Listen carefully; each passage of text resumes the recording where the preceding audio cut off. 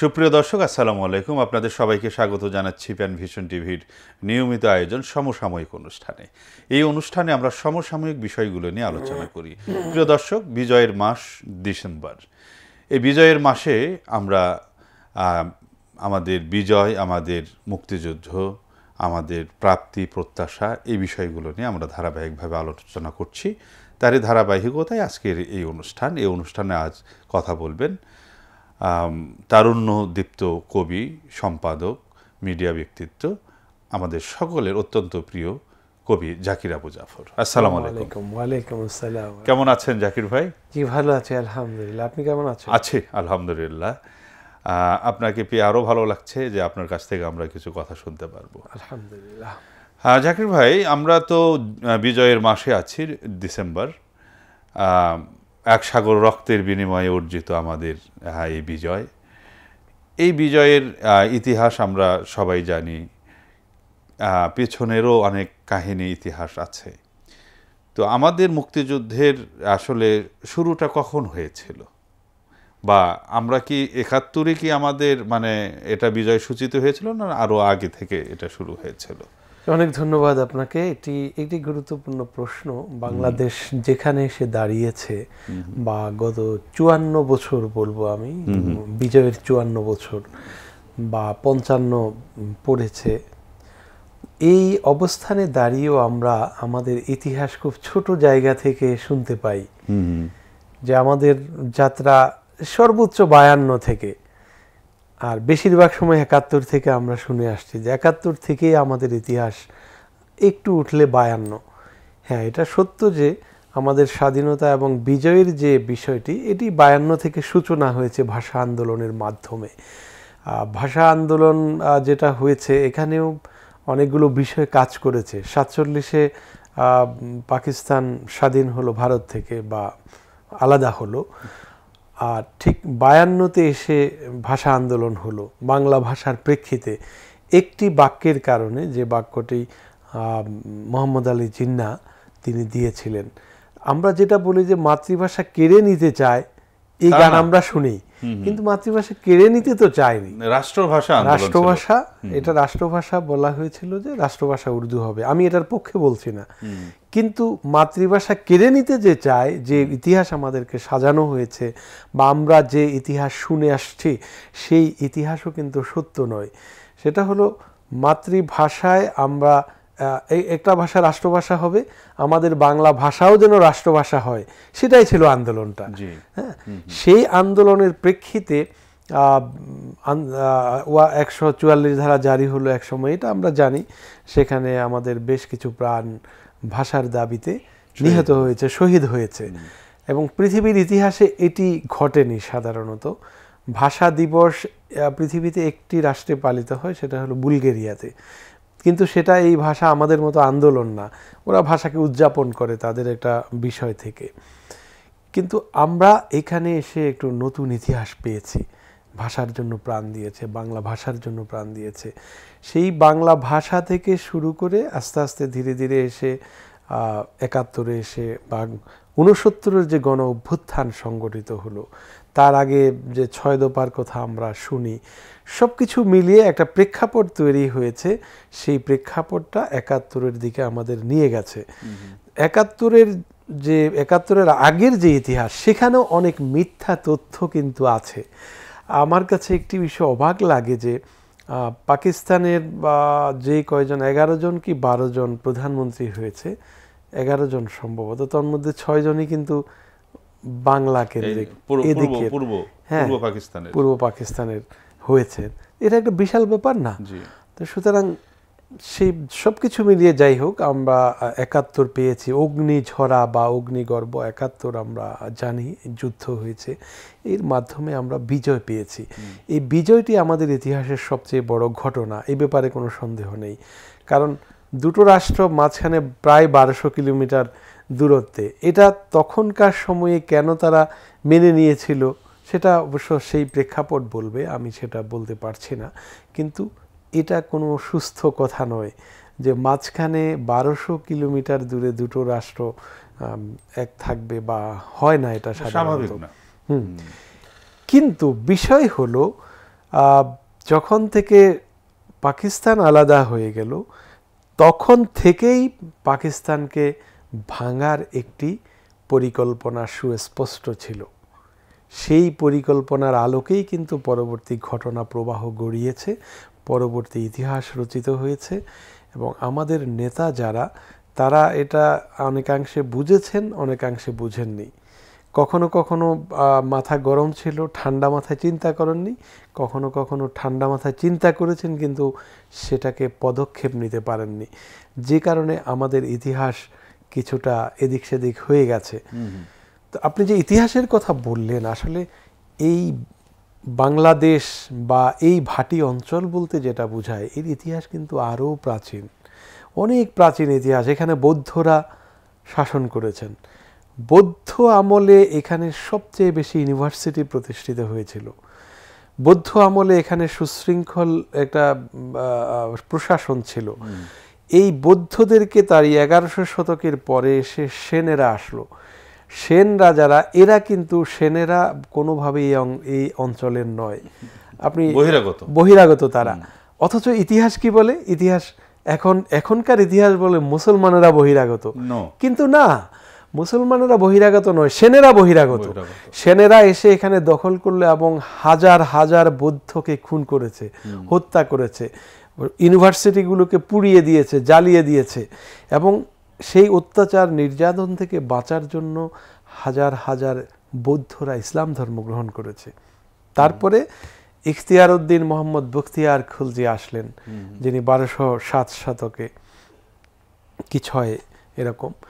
তার আগমনের মধ্য দিয়ে এবং সেনদের সর্বশেষ রাজা লক্ষণ সেন তিনি খিড়কি দিয়ে পালিয়ে গেলেন। তারপরেই এখানে মুসলমানদের একটা শাসন কায়েম হলো। মুসলমানরা যে ইতিহাস, স্বর্ণালী ইতিহাসের রাজা, স্বর্ণালী ইতিহাসের নায়ক, কিংবা পৃথিবীতে মুসলমানরা যে সব ধর্ম নিয়ে চলতে পারে বা ইসলাম যে সব ধর্মের জন্য, এটি প্রমাণ হয়েছে এই উপমহাদেশের ইতিহাসে। মোহাম্মদ বিন বখতিয়ার খুলজি যখন আসলেন, তিনি কোনো হিন্দুকে জোর করে একজনকে মুসলমান করেছেন এরকম কোনো ইতিহাস নেই। তার মানে কি, আমাদের গৌরবোজ্জ্বল ইতিহাস এখানে রয়েছে, কিন্তু সেই ইতিহাসকে আড়াল করা হয়েছে মিথ্যা ইতিহাস দিয়ে। এবং বলা হয় যে মুসলমানরা এসেই সব এই শিক্ষা প্রতিষ্ঠানগুলো ধ্বংস করছে, এই ইতিহাস কিন্তু লিখেছে।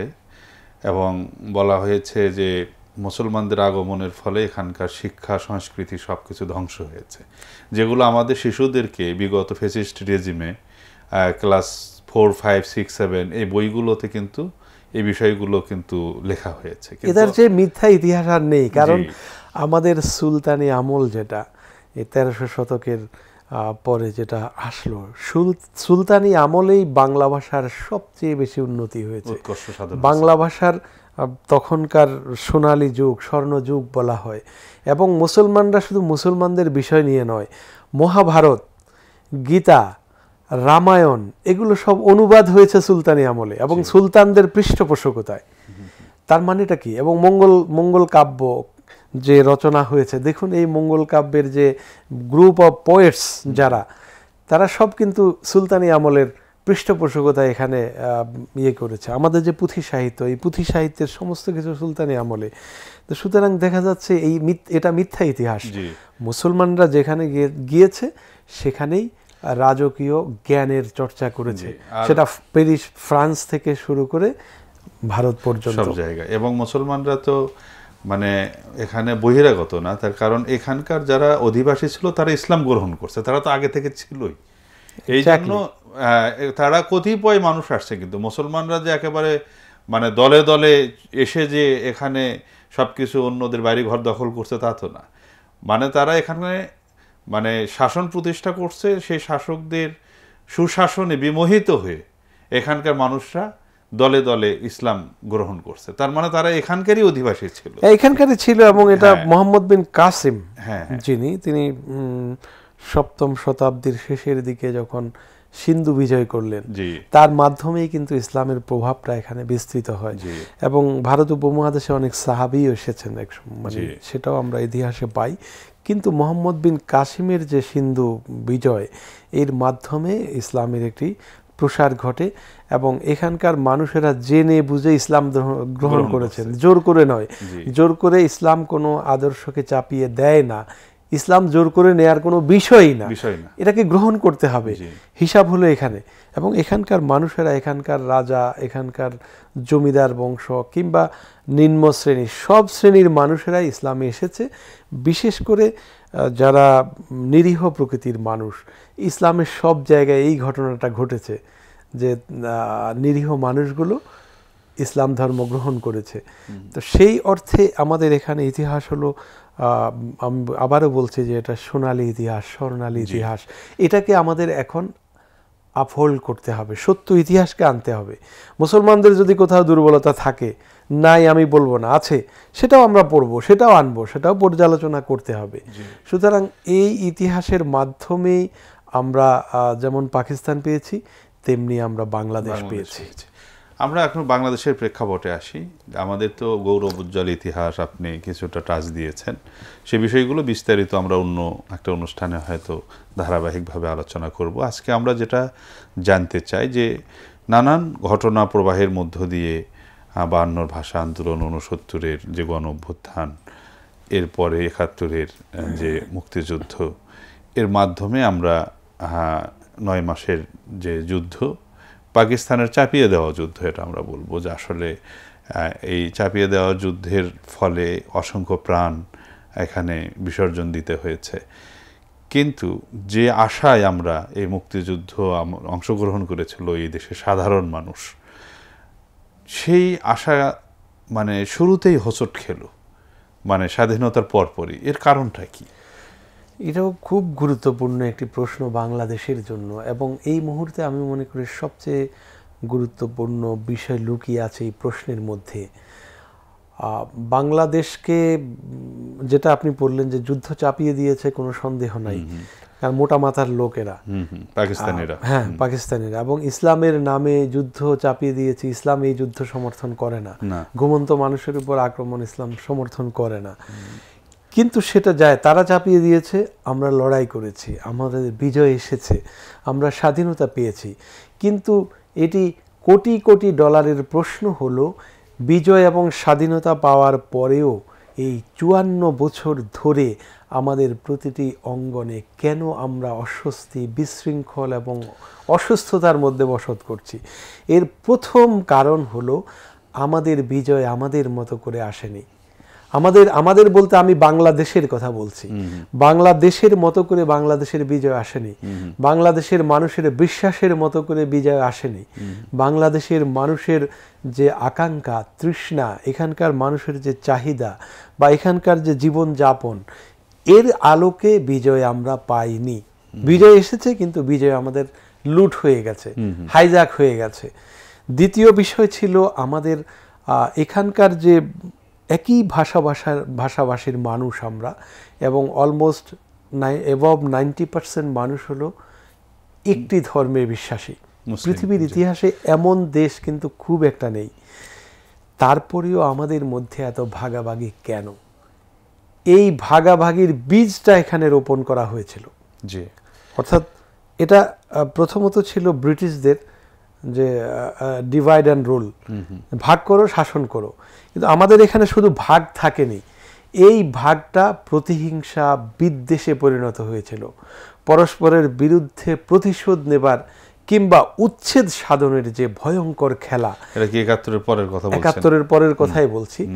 যে যারা একটা দল এখানে মুক্তিযুদ্ধের সোল এজেন্সি নিয়েছিল, যে আমি বলি এটা আওয়ামী লীগ, তাদের ধারণা ছিল, ধারণা না, তারা এটাই করেছে যে আওয়ামী লীগই হলো স্বাধীনতার একমাত্র দল, আর কেউ স্বাধীনতার যুদ্ধে অংশগ্রহণ করেনি, বিজয় আনেনি। কিন্তু বাস্তবতাটা এটা নয়। এখানকার রাজনৈতিক নেতারা সেই অর্থে যুদ্ধই করেনি, না, যুদ্ধ করেছে আমাদের সাধারণ মানুষ, আমাদের জেলে, তাঁতি, মজুর, চাষি, আর আমাদের সৈনিকেরাই যুদ্ধের অর্গানাইজ করেছেন জিয়াউর রহমানের সেই ঘোষণার মাধ্যমে। সৈনিকদের অর্গানাইজের মাধ্যমে আমাদের এই সব শ্রেণীর মানুষেরা যুদ্ধে গেছে। এরকম অসংখ্য ঘটনা আছে যে মা তার সন্তানকে কোরআন শরীফ মাথায় নিয়ে বলছে যাও বাবা যুদ্ধে যাও, দেশকে রক্ষা করো, কিংবা কোরআনের আয়াত স্মরণ করিয়ে দিয়ে তাকে যুদ্ধে পাঠিয়েছে। আবার আমাদের মুক্তিযোদ্ধারাও অনেকে তাদের পকেটে কোরআন নিয়ে যুদ্ধ করেছেন। তার মানে এটি একটি বিশ্বাসের জায়গা থেকেও ছিল। সেই অর্থে আমাদের এই বিজয়টি আমাদের হয়নি, না, আমাদের এখানকার মানুষের হয়নি। তারপরের কারণ হলো আমাদের এখানে যেই কোনোভাবে শাসক শ্রেণী এসেছে, তারা মানুষকে শোষণ করার জন্য এসেছে, দেশকে শাসন করার জন্য নয়, দেশকে এগিয়ে নেবার জন্য নয়, দেশকে যেই কোনোভাবে লুট করার জন্য ক্ষমতার বা শক্তি প্রয়োগ করে নিজেদের আখের পূর্ণ করার জন্য বা উন্নত করার জন্যই কাজটা করেছে। এই দুর্নীতির ভয়ঙ্কর খেলা এমনভাবে শিকড় গেড়েছে আমাদের এখানে এখন সচিবালয় থেকে শুরু করে সরকারের সমস্ত টায়ারে দুর্নীতি হয়ে গেছে সবচেয়ে বেশি জনপ্রিয়। এবং সততার মাপকাঠি এমনই হয়েছে যে একজন ব্যক্তি ঘুষ নিয়ে কাজটা করে দিয়েছেন, এটা হলো সততা। সততা যে ঘুষ নিয়ে কাজটা করে দিয়েছে, তার মানে ঘুষ নিয়েও কাজ করছে না। এই যে অবস্থাটা দাঁড়িয়েছে, এরকম একটি জাতি, একদিকে বিভক্তি, আরেকদিকে প্রতিশোধের আগুন, আরেকদিকে রাজনৈতিক হানাহানি, আরেকদিকে হলো একটা গ্রুপকে উচ্ছেদ সাধনের যে চিন্তা, আরেকদিকে হলো আকণ্ঠ দুর্নীতিতে নিমজ্জিত। এরকম একটি জাতি যদি থাকে, সেই জাতির উন্নতি কি করে হবে? সেটাই আপনি যথার্থ বলেছেন। তো আমরা যেটা ইতিহাস থেকে জানি যে আপনার মুক্তিযুদ্ধের পরে যে গণতন্ত্রের জন্য মানুষ মূলত সুশাসন, গণতন্ত্র, ন্যায় বিচার এগুলোর জন্য যুদ্ধে অংশগ্রহণ করেছিল, কিন্তু ৭১ পরবর্তী সরকার তারা এসে এই বিষয়গুলো মানে অধিক করে আরও মানুষের উপর চাপিয়ে দিয়েছে। মানে পাকিস্তানিদের ব্যাপারে যে অভিযোগগুলো ছিল সেগুলো তারা আরও ২ গুণ ৩ গুণ করে মানুষের উপর চাপিয়ে দিয়েছে। যে সেখানে নির্বাচন সিস্টেমটা শুরুতেই হোঁচট খেয়েছে। তারা পুরো ওই যে আপনি যে কথাটা বললেন যে তারা মনে করেছিল তারাই একমাত্র সোল এজেন্ট, এখানে আর অন্য কোনো দল থাকবে না, যে কারণে অন্য কোনো দলকে তারা সহ্য করতে পারেনি, টলারেট করতে পারেনি। অসংখ্য বিরোধী দলের নেতা কর্মীদেরকে তখন হত্যা করা হয়েছে। বলা হয় যে ২২,০০০-এর মতো জাসদের নেতা কর্মীদেরকে হত্যা করা হয়েছে, ৩০,০০০ বা ২২,০০০ এরকম মতান্তরে কথা আছে। যদি ২২,০০০ও ধরি সেটাও কি কম নাকি? বিশাল সংখ্যক, সেটা একটা বিষয়। এরপরে আপনার দলীয় প্রধান তিনি নিজেই তার দলের নেতাদের ব্যাপারে সার্টিফিকেট দিয়েছেন যে মানুষ পায় সোনার খনি, তারপরে বিভিন্ন ধরনের প্রাকৃতিক আর বিভিন্ন সম্পদ, আর তিনি পেয়েছেন চোরের খনি, এবং চাটার দলরা চেটে সব শেষ করে দিয়েছে। এই কথাগুলো তিনি তার দলের লোকদের জন্যই। তো ওই কথাই যেটা বললেন যে তারা আসলে মুক্তিযুদ্ধে অংশগ্রহণ করেনি, তারা পুরো সময়টা কলকাতায় থেকে বাংলাদেশে সেটা রেডিমেড দেশ পেয়ে তারা একেবারে আকণ্ঠ এটাকে লুটপাটের জন্য নিজেদেরকে নিয়োজিত করেছে। এবং এই বিশৃঙ্খল একটা অবস্থার মধ্য দিয়ে ৭৫-এর পট পরিবর্তন। কিন্তু তারপরে কি আমাদের দাঁড়ানো কি সম্ভব ছিল না? হ্যাঁ, সম্ভব ছিল। এবং এটি একটা বিশাল প্ল্যান নিয়েছিলেন প্রেসিডেন্ট জিয়াউর রহমান। তিনি প্রথম বাংলাদেশ নিয়ে একটি স্বপ্ন দেখেছিলেন, বাংলাদেশকে বাংলাদেশ হিসেবে গঠন করে তোলার এবং এখানকার মানুষের বিশ্বাসের আলোকে এই সমাজ বিনির্মাণের একটি পরিকল্পনা তার ছিল। তিনি নিয়েছেন প্রচণ্ডভাবে, কিন্তু সেটি সময় পাননি। তিনি এর মধ্যে শহীদ হয়ে গেছেন বা তাকে খুন করা হয়েছে। এটিও একটি বিরাট ষড়যন্ত্রের অংশ। তাকে যে সরিয়ে দেওয়া হলো, তাকে খুন করা হলো, এটি বিরাট ষড়যন্ত্রের অংশ। এবং তারপর থেকে আমাদের শাসক গোষ্ঠীর প্রেসিডেন্ট এরশাদ, বেগম খালেদা জিয়া এবং শেখ হাসিনা, এই ক্ষেত্রে এসে বেগম খালেদা জিয়া অনেকটা জিয়াউর রহমানের পথকে অনুসরণ করেছেন এবং এই দুর্নীতির মহামারীর মধ্যেও তিনি নিজেকে সেভ করেছেন। যে কারণে আজকে দেখছেন যে খালেদা জিয়ার অসুস্থতায় বাংলাদেশের সমস্ত মানুষ, সকল শ্রেণীর, সকল দলের মানুষ তার জন্য দোয়া করছে, ফিল করছে তাকে। এবং আমি একটা মেজারমেন্ট বলি, সেটা হলো যদি খালেদা জিয়া সামান্যতম দুর্নীতি করতেন তাহলে শেখ হাসিনা সেটাকে বিশাল করে দেখাতেন, অনেক ওয়াচ করেছিল, কিছু দেখাতে পারেননি। ওই যে সে কারণে মিথ্যা একটা জিনিস, এতিমদের টাকা এগুলো সারা জীবনে এক গান গেয়ে গেছে, কিন্তু সেটাও তো সেটা সত্য নয়, সত্য কাহিনী না। সেটা ব্যাংকে টাকাটা পড়েই ছিল, সেটা তিনি ব্যবহারও করেননি, কিছুই করেননি। সেইটাকে সিগনেচারের জাস্ট এদিক সেদিক হয়েছে, এই আর কিছু না। সেই টাকা এখনো আছে, 2 লাখ টাকা এখন 6 লাখ, 2 কোটি টাকা এখন বোধহয় 6 কোটি টাকা, সেটা বৃদ্ধি পেয়েছে, আরো তো বৃদ্ধি পেয়েছে। তিনি চেষ্টা করেছেন, কিন্তু আমি আরেকটু আগে যদি যাই, হোসেন মোহাম্মদের সাথ থেকে শুরু হলো এখানে প্রচণ্ড রকম ষড়যন্ত্রটা, যে বাংলাদেশে যারা শাসন করবে তারা বাংলাদেশের হয়ে থাকবে না। বাংলাদেশের জনগণের কি চাহিদা, কি বিশ্বাস, এটা দেখারই বিষয় নয়। বিষয় হলো অন্য কোনো দেশ কি বলছে সেই আলোকে এটাকে শাসন করা। এই ভয়ঙ্কর খেলার মধ্যে এটা পড়ে গেছিল, যে কারণে জিয়াউর রহমানের যে পরিকল্পনা, এই পরিকল্পনাটা বাস্তবে শুরুতেই তিনি হোঁচট খেয়েছে। জিয়াউর রহমানের স্বপ্নটা এমনই বিশাল ছিল যে তিনি একবার আমাদের খুব মেধাবী তরুণ তরুণীদের বঙ্গোপসাগরে নিয়ে গেছিলেন, হিজবুল বাহার একটি জাহাজ, সেই জাহাজে করে, সেই জাহাজে অনেক কবি সাহিত্যিককেও নিয়ে গেছিলেন, তার মধ্যে কবি আল মাহমুদও ছিলেন। আল মাহমুদ 2টো লেখা লিখেছেন প্রেসিডেন্ট জিয়াউর রহমানকে নিয়ে, একটি হলো গল্প তৃষিত জলধি, আরেকটি হলো ডানাওয়ালা মানুষ, একটি কবিতা, এটি বখতিয়ারের ঘোড়ার মধ্যে আছে, আপনি তো একজন আবৃত্তি শিল্পী। এই ডানাওয়ালা মানুষের মধ্যে তিনি বলছেন কবিতার মধ্যে, যা মধ্যরাতে উঠে দেখি প্রেসিডেন্ট জাহাজের উপরে হাঁটছেন, কি যেন খুঁজছেন। আমি বললাম, প্রেসিডেন্ট আপনার কি ঘুম পায় না? তিনি বললেন, আমি ঘুমালে আমার জাতি কি করে জেগে থাকবে। আমি বললাম যে আপনি কি খুঁজছেন এখানে? তিনি বললেন, দেখো বঙ্গোপসাগরের ঢেউয়ের নিচে আমি স্বর্ণের তেলের খনি খুঁজছি, দেখো যতদূর দৃষ্টি যায় ততদূর বাংলাদেশ। এই যে উচ্চারণটা, এটি কিন্তু জিয়াউর রহমানের উচ্চারণ। এই উচ্চারণ থেকে বোঝা যায় তিনি দেশকে এবং দেশের মাটিকে কতটা ভালোবেসেছিলেন। তো সেই ভালোবাসা এবং বাংলাদেশকে সত্যিকার অর্থে বিজয় দেখার জন্য তিনি সার্ক প্রতিষ্ঠা করেছেন, একটা সম্মানের জায়গা নেবার জন্য। সবকিছু মিলিয়ে তিনি যে প্ল্যান নিয়েছিলেন সেটাকে আর এগোতে পারেননি। পরবর্তী যারা এসেছে তারা এগোননি। ওই যেটা বললাম, বেগম জিয়া কিছুটা চেষ্টা করেছিলেন, কিন্তু তার সঙ্গী সাথী যারা সেম, শেখ মুজিবুর রহমান যা বলেছিলেন, বাংলাদেশ এখন তার চেয়েও খারাপ অবস্থানে এসে পড়েছে। এবং 91 তো জামাতের সমর্থনে তিনি সরকার ওই সময় গঠন হলো, এবং ম্যাডাম চেষ্টা করেছিলেন, কিন্তু সেই আমলটা মোটামুটি তিনি ভালো করেছিলেন।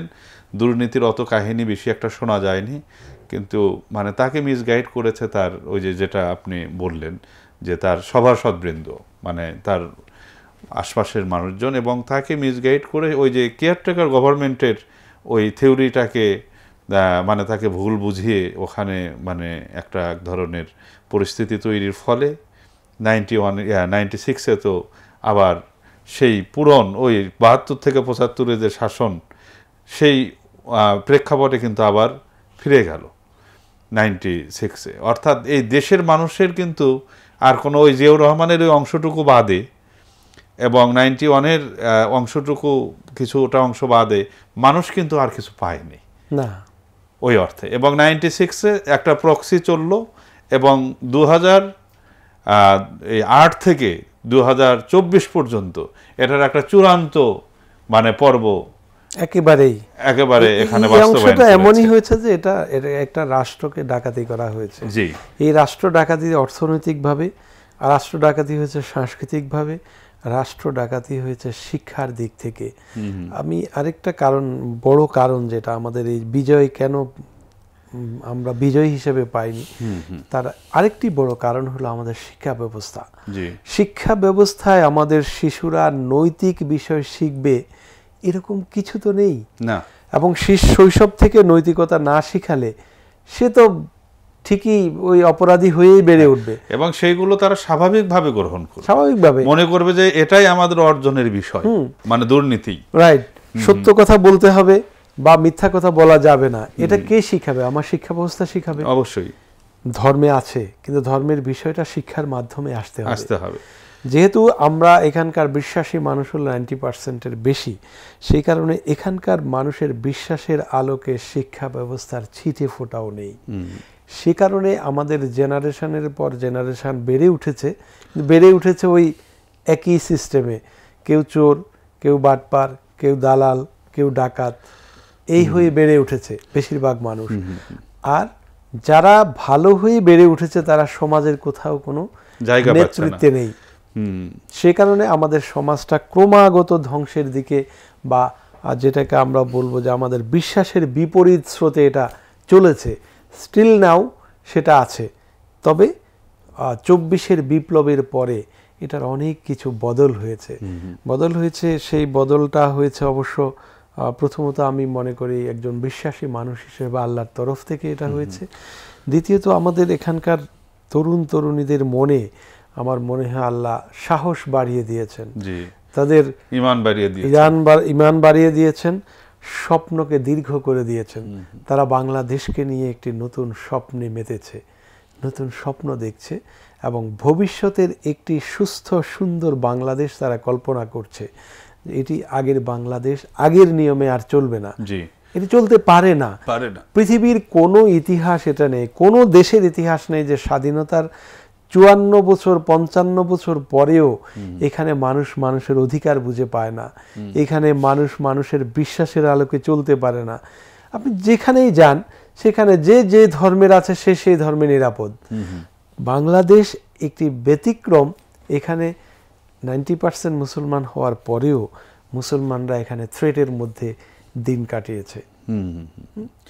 না, খুবই দুর্ভাগ্যজনকভাবে এই বিষয়গুলো আমরা বিগত 54 বছর ধরে দেখে এসেছি, এবং একটা দিন বদলের যে একটা অঙ্গীকার নিয়ে 24-এর গণ অভ্যুত্থান, এরপরে আমরা কিন্তু একটা আশায় বুক বেঁধেছিলাম যে গোটা জাতি ঐক্যবদ্ধ হয়ে আমাদের এই জাতিকে এগিয়ে নেবে, অতীতের সব গ্লানি মুছে ফেলে ভুল ভ্রান্তিগুলোকে শুধরে নিয়ে করবে, কিন্তু সেটাও সম্ভব হলো না মনে হয়। না, হয়নি। না হওয়ার কারণ হলো সেই অদৃশ্য হাত এখানে এখনো বিদ্যমান, মানে তার ছায়া এখানে আছে। কারণ তার অধীনে, তার তত্ত্বাবধানে যে লোকগুলো প্রস্তুত হয়েছে তাদের সংখ্যা কিন্তু কম নয়, এবং তারা এত বেশি ডেঞ্জারাস যে তাদের বিবেক মুছে ফেলা হয়েছে। মানে খুন করুক, হত্যা করুক, গুম করুক, লুট করুক, ডাকাতি করুক, কোনোটাকেই বিবেচনায় আনা যাবে না। যেই কথা সেখানে থাকতে হবে, যেখানে দাঁড়িয়েছে সেখানেই থাকতে হবে, অর্থাৎ বিবেক খরচ করার কোনো দরকার নেই। এরকম একটি পজিশনে থাকার কারণে, এবং আমাদের এখানকার ভালো মানুষগুলো ওই অর্থে কিন্তু ঐক্যবদ্ধ না, এটা হলো সবচেয়ে বড় সমস্যা। ডাকাতেরা ঐক্যবদ্ধ, হারমাদেরা ঐক্যবদ্ধ, যারা দেশকে বিপথে চালিত করতে চায় তারা ঐক্যবদ্ধ, কিন্তু ভালো মানুষগুলো ঐক্যবদ্ধ নয়। এই ভালো মানুষের ঐক্যবদ্ধতার অভাবের কারণেও অনেক সময় অন্ধকার নেমে আসে, সেই কাজটাই এখানে হচ্ছে। আমি যেটা মনে করি একজন কবিতার মানুষ হিসেবে, আমার মনে হয় এখানে আরও একটি বিপ্লব দরকার হতে পারে, আরও ভাঙচুর হতে হবে। ভাঙচুরের ভেতর দিয়ে বাংলাদেশ হয়তো একটি রাইট ট্র্যাকে আসবে, ইনশাআল্লাহ আমরা আশাবাদী। ভাঙচুর বলতে আপনি হচ্ছে যে সে ভাঙচুরটা ঠিক ওই যে এরকম নেগেটিভ না, ভাঙচুর বলতে আমি বলছি যে বিপ্লব, আরেকটা বিপ্লবের কথা বলছি, যে ওই অনিয়ম, ওই যে অসঙ্গতি, ওই অসুন্দরের ভাঙচুরগুলো করে সেখান থেকে আমরা একটা মানে সুন্দরের একটা পথে যাত্রা করতে পারবো। হ্যাঁ, সেটাই আমাদের এখানে সমস্যা আমাদের করতে হবে। আমাদের এখানে সমস্যাটা হলো যে বৃষ্টি হয় আরেক দেশে, ছাতা ধরি এখানে সেই, এবং আপনি দেখবেন যে ভাগ বাটোয়ারা এমন ভাবে হয়েছে, এক একটা গ্রুপ এক এক দেশের। বাংলাদেশের মানুষের বাংলাদেশপন্থী নাই, আসলে বাংলাদেশপন্থী কম। আমাদেরকে বাংলাদেশপন্থী হতে হবে। আমার দেশ আগে, তারপরে অন্য কথা। কে কি করলো, কে কি বললো, কে কি পদক্ষেপ নিল, সেটা তো সেকেন্ডারি হিসাব। আমার দেশ আগে, আমার মাটি আগে, আমার মানুষ আগে, আমি দেশ, মাটি ও মানুষের বিশ্বাসের চাষবাস যদি করতে না পারি, তাহলে আমি কি ফসল পাবো এখানে? আমাকে সেই ফসল ফলাতে হবে। এখন একটা প্রশ্ন আমরা প্রাসঙ্গিকভাবে একটু নিয়ে আসি এখানে, যে এখানে আপনি বলেছেন যে একটা দেশের, আমরা সরাসরি বলতে পারি যে আমাদের প্রতিবেশী দেশ ভারতের,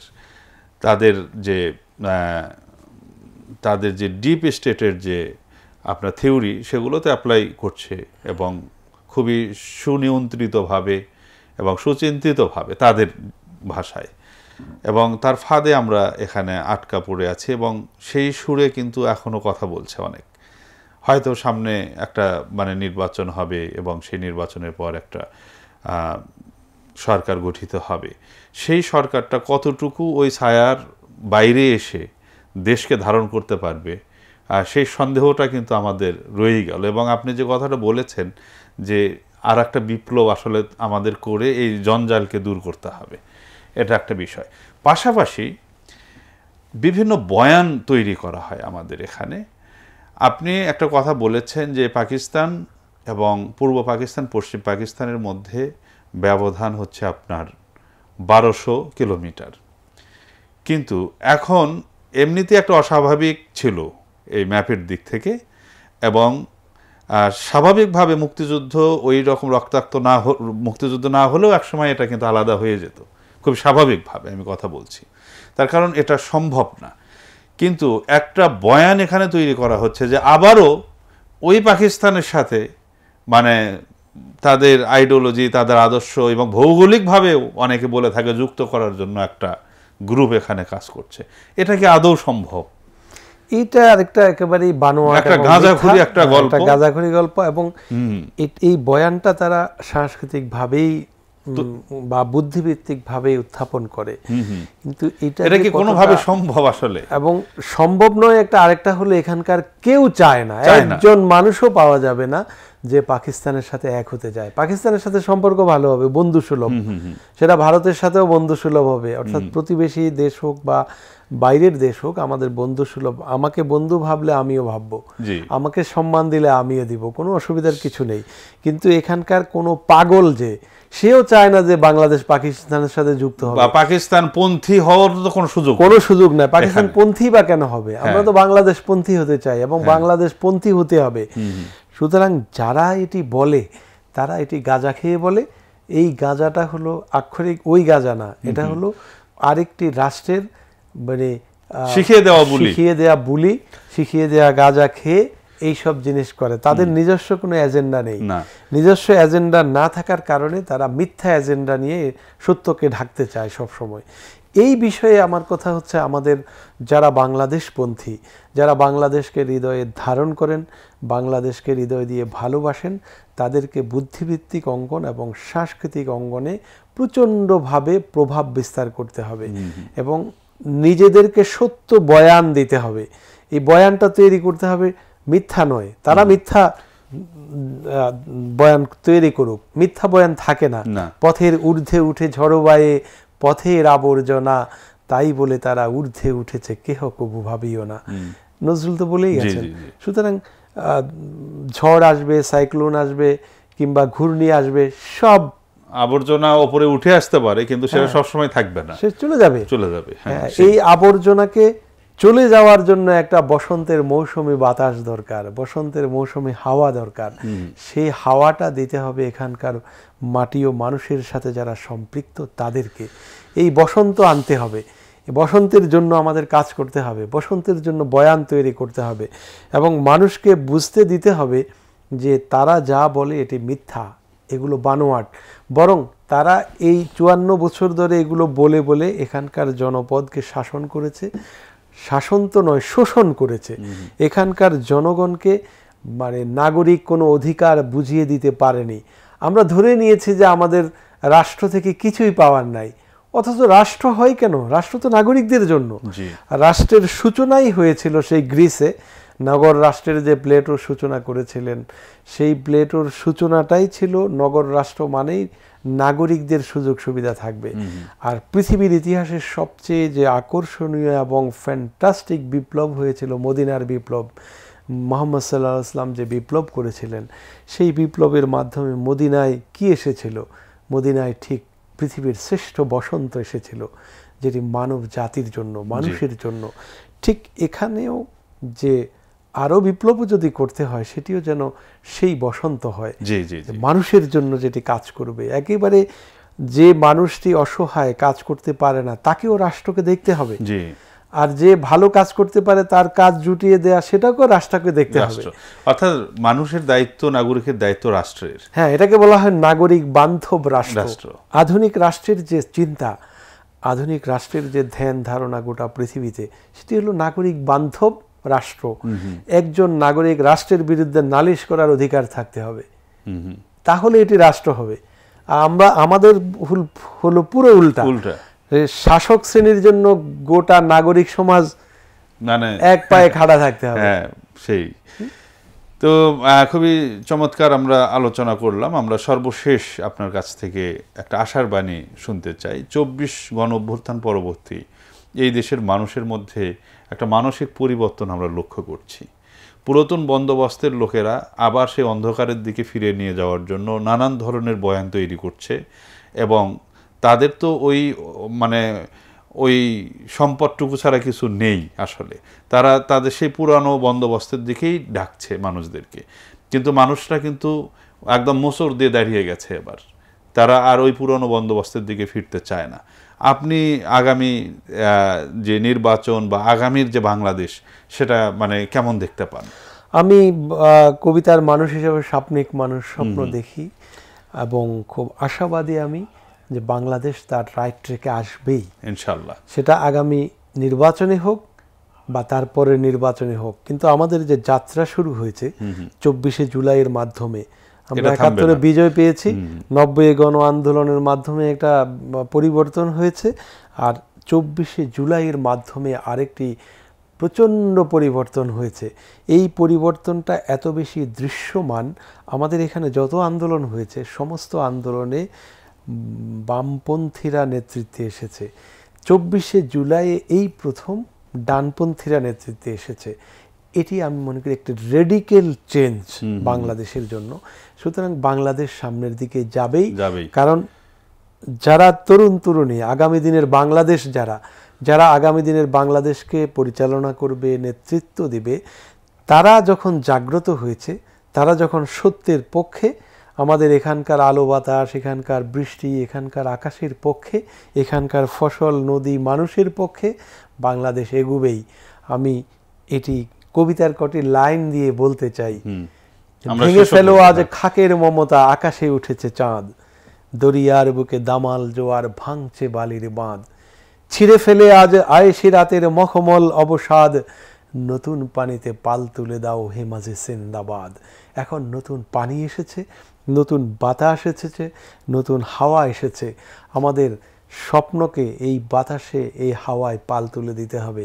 তাহলে একটি নতুন বাংলাদেশ, আমরা নতুন বাংলাদেশ বলতে বাংলাদেশ বদলে যাবে সেটা না, বাংলাদেশের পুরনো বন্দোবস্ত মানুষ যেতে চায় না। এই জন্য ওটা এত বেশি ডার্টি, এত বেশি দুর্গন্ধযুক্ত, এত বেশি মানুষকে অপমান করার মতো, সেখানে মানুষ তো ফিরতে চায় না। মানুষ মানুষের সম্মান নিয়ে, মর্যাদা নিয়ে, নাগরিক জীবন নিয়ে বাঁচতে চায়। সুতরাং বাংলাদেশ ভবিষ্যতের দিকে, বসন্তের দিকে এগিয়ে যাবে ইনশাআল্লাহ। ইনশাআল্লাহ। তো ধন্যবাদ জাকির ভাই। আজকে বিজয়ের এই মাসে আপনি খুব চমৎকার করে বিশ্লেষণ করেছেন আমাদের বিজয়ের পূর্ব এবং পরবর্তী সময়, এবং মাঝখানে আমাদের যে অসঙ্গতিগুলো ছিল, যে কারণে আমরা এগোতে পারিনি, ক্ষমতার দ্বন্দ্বে আমাদের মাঝখানে সাধারণ মানুষরা যেভাবে নিষ্পেষিত হয়েছে, সেখান থেকে বের হয়ে একটা নতুন দেশের স্বপ্ন আপনি যেমন দেখছেন, আমরাও দেখছি এবং গোটা জাতি দেখছে। আমরা সেই স্বপ্নের বাংলাদেশ গড়ার জন্য সবাই কাঁধে কাঁধ মিলিয়ে এগিয়ে যাবো, এই আশা রেখে আজকের অনুষ্ঠান এখানে শেষ করছি। ধন্যবাদ আপনাকে। ধন্যবাদ আপনাকেও এবং দর্শকবৃন্দকে। হ্যাঁ, সুপ্রিয় দর্শক, আজকে এখানে বিদায় নিচ্ছি। দেখা হবে আগামী পর্বে। সে পর্যন্ত মহান আল্লাহ আপনাদের সবাইকে ভালো রাখুন, সুস্থ রাখুন, এই আশা করছি। আসসালামু আলাইকুম।